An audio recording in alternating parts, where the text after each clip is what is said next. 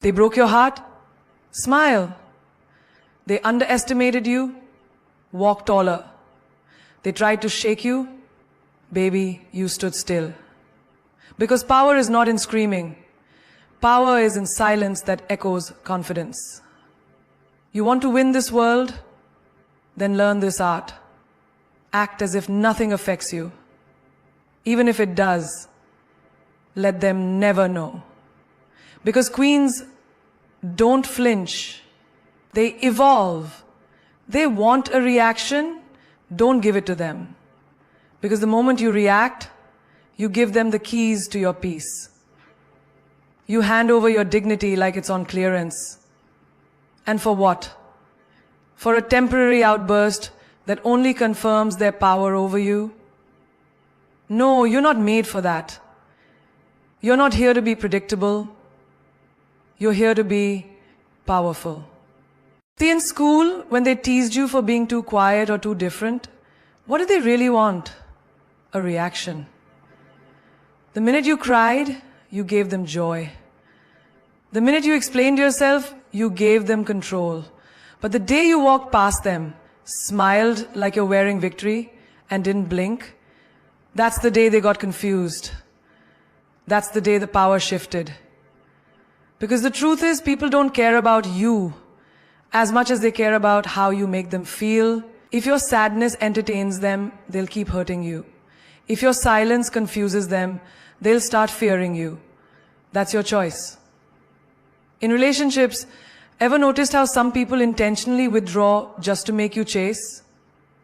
Or they say things with subtle poison just to trigger an argument? They want the drama, the chaos, the loud reaction, because that gives them a sense of importance. Don't give them that show. Let them sit in silence, in the discomfort of not knowing what you're thinking. That silence, it's louder than any shout. I remember a woman who got cheated on, completely blindsided. Her friends told her to confront him, scream, curse, expose him. But what did she do? She packed her bags, left a single note. Thanks for showing me your truth. Now I'll show you mine in silence. That man was shaken, not by her words, but by the absence of them. He expected war. She gave him a cold battlefield with no opponent to fight. And that's what burned him the most. You don't need to attend every battle you're invited to. Sometimes the most powerful move is no move at all. When someone disrespects you, let them meet the wall of your indifference. When they gossip about you, let them choke on your success. When they expect you to fall apart, stand taller. There's a magic in mystery. People are addicted to reaction because they feed on validation. When you don't,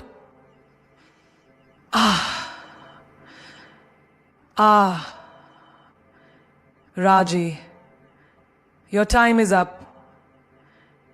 Your fate is in 15 people there. Your time is up. Your fate is in 15 people. There's something wrong. Your fate is in 15 people. Your fate is in 15.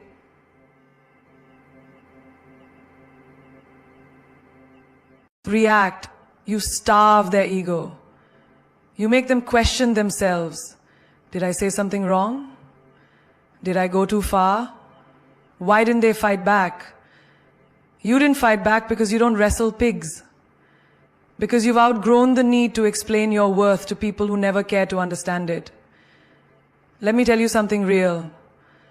When your boss tries to break you down with a sharp tone in front of others, they're seeking your collapse. They want your body language to show defeat.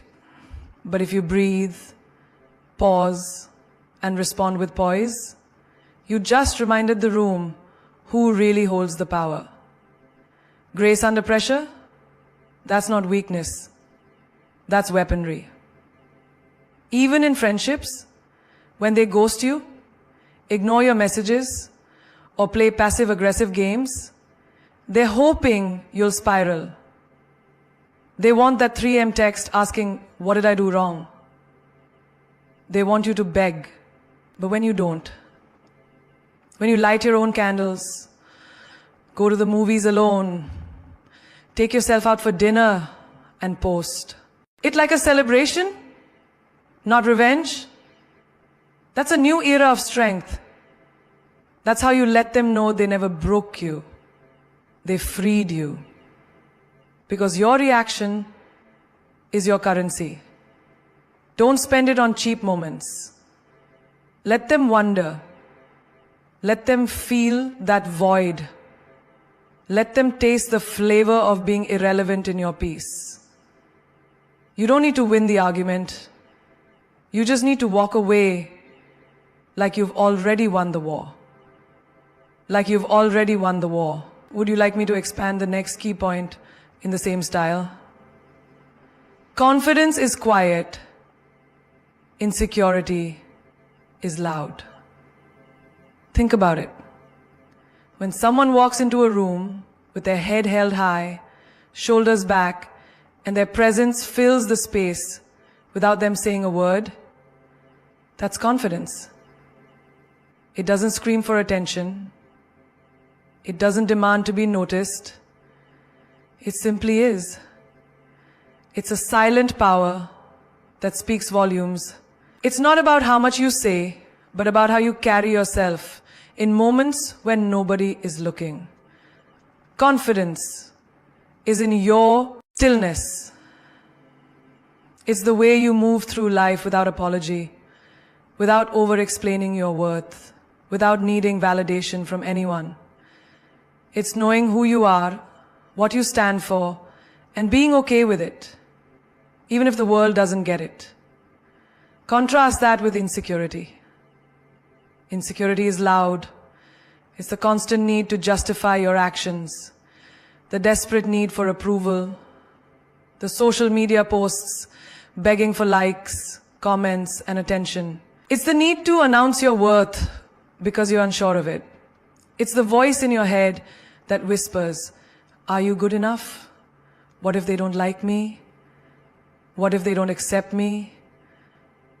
The loudness of insecurity is felt in every action, in every word, in every glance you throw. It's a visible crack in your facade that screams, I'm not enough. Think about that friend of yours who constantly talks about how successful she is. She talks about her career, her achievements, her travels. But beneath all that boasting is the hidden truth. She needs to make everyone see her success because deep down she feels empty. It's the same with people who need to tell everyone they've been to the gym or they're crushing it in life. They're not telling you because they're proud. They're telling you because they need reassurance. Confidence, on the other hand, doesn't need to prove anything. It just is. It's the quiet person sitting in the corner of the room who's not desperate for anyone's attention, but who commands it anyway, simply by being comfortable in their own skin. That's confidence. In the workplace, you see it too. The loudest person in the room, the one constantly talking about their ideas, trying to make sure everyone knows what they've done, they're not truly confident. They're covering up their fear of being overlooked, their doubt about whether their contribution really matters.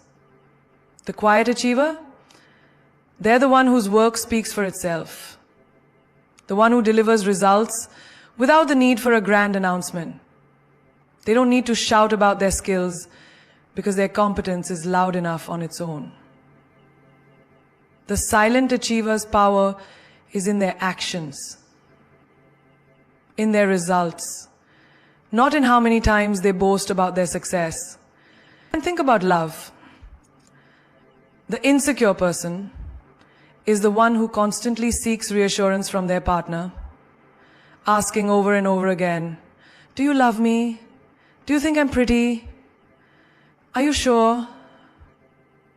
It's the person who doubts every compliment, who needs their partner's constant attention to feel validated. But the confident partner,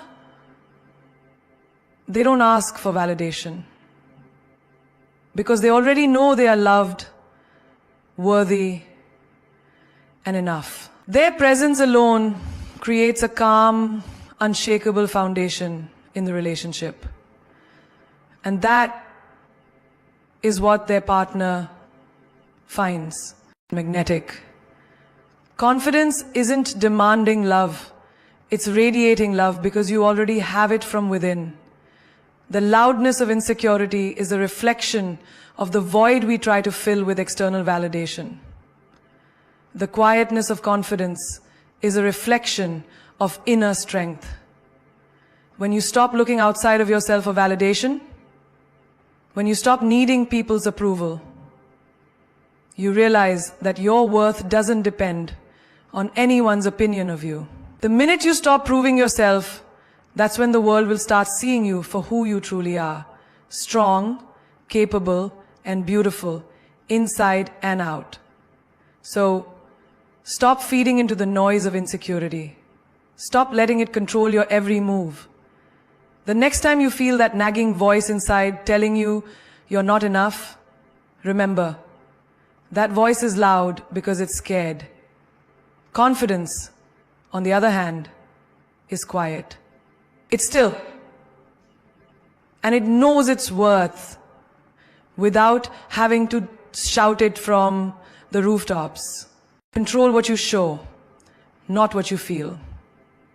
There are moments in life when the world seems to come crashing down around you, when everything you've worked for is put to the test, when people betray you, when you're faced with heartache or failure. In these moments, the urge to express your pain, to let the world see your vulnerability, is overwhelming. But here's the thing. Your pain is yours to control. You don't have to wear your hurt like a badge. You don't have to let the world see your struggles. Because the truth is, no one deserves to feed off your emotions unless you choose to let them. Have you ever noticed how some people walk into a room and you immediately know they've had a bad day? Their energy shifts the whole room. The weight of their emotions is heavy, and without even opening their mouths, they communicate everything about their struggle. But then, there are those rare people, the ones who show up even when they're hurting, even when everything around them is falling apart, and you wouldn't know it unless they told you. They carry their pain with grace, not because they don't feel it, but because they've learned that the world doesn't need to witness every tear. There was a woman I knew who had gone through a painful divorce. The kind of heartbreak that leaves you shattered. But you know what she did every day? She showed up at work, walked with a smile, and kept her dignity intact. Her eyes weren't vacant with sadness. They held purpose, strength, and determination. People knew she was going through something, but they didn't know the depth of her struggle. They didn't need to. Her power lay in her ability to show up despite it all. In her decision to control her reactions, to not let the world dictate how they saw her. The day that she set away from her work, she found a dark memory in her heart that she was going to be okay despite it all. In her decision to control her reactions, to not let the world dictate how they saw her. In her actions, she wasn't overpowered to create her own life. The suggestions for the day go as follows. Decide what to do. She didn't hide her pain. She simply chose to protect her peace and not give her vulnerability to people who couldn't appreciate it. I see it all the time in the business world too. The strongest leaders are often the ones who lead with poise, even when the weight of responsibility is pulling them down. A manager can be having the worst week of her life, but when she walks into a meeting, you wouldn't know it. She doesn't allow her struggles to define how she presents herself. She focuses on the goal, the task at hand, and does not let the pressure shake her. She knows that showing vulnerability in the wrong moment can create chaos, but that doesn't mean she doesn't feel it. She simply understands that the world around her doesn't need to be burdened by it. In relationships, how often do we let our emotions dictate how we react? We get angry, upset, hurt, and we want to shout it from the rooftops. We want to throw all our feelings at someone, demand answers, make them understand our pain. But here's the truth. When you let your emotions spill out uncontrollably, you lose your power. You give the other person the ability to manipulate or dismiss how you feel. Instead, control what you show. Show strength even when you're on the brink of breaking. Show patience even when you feel anger bubbling inside. Your emotions are yours to keep. And it's up to you to decide how much of them you let the world see. That doesn't mean you suppress your feelings. It means you choose the right moment, the right place, and the right people to share them with. Think of the woman who's constantly being overlooked at work. She feels frustration building up inside. She feels invisible. But does she lash out? Does she show her frustration in ways that undermine her credibility? No. Instead, she channels that energy into growth. She works harder, smarter, more efficiently. She shows her worth through her work ethic and determination. She controls what she shows. Dedication, focus, excellence. Because she knows that actions speak louder than words. And when the time is right, when her efforts have accumulated, the world will see her shine without needing an explanation of how she got there. You don't have to let every emotion show. You don't have to share every hurt, every doubt, every moment of pain with the world. The power is in your ability to keep certain things to yourself, to protect your inner peace. Because people may not always appreciate your struggles, but they will always respect your strength. And the more you master the art of controlling what you show, the more respect you'll earn and the more powerful you'll become. So the next time you're feeling overwhelmed, remember this: your emotions are yours to keep. Don't let them dictate your actions. Don't let them control the way you move through the world. Instead, control what you show. Let your strength, your poise, your grace speak for you. Because that's where your true power lies. Don't let them read you like a book. Be a damn mystery. There's power in silence, in mystery, in not revealing everything about yourself all at once. Think about it. When you meet someone who's an open book, it's easy to predict their next move, to understand their thoughts, their desires, their weaknesses. And while transparency can be valuable, too much of it makes you predictable, accessible, and easy to control. When you let the world see all of you, when you spill your every thought, every feeling, every plan, you become too obvious. People know how to navigate you, how to manipulate your emotions, how to push your buttons. And why would you give anyone that kind of power?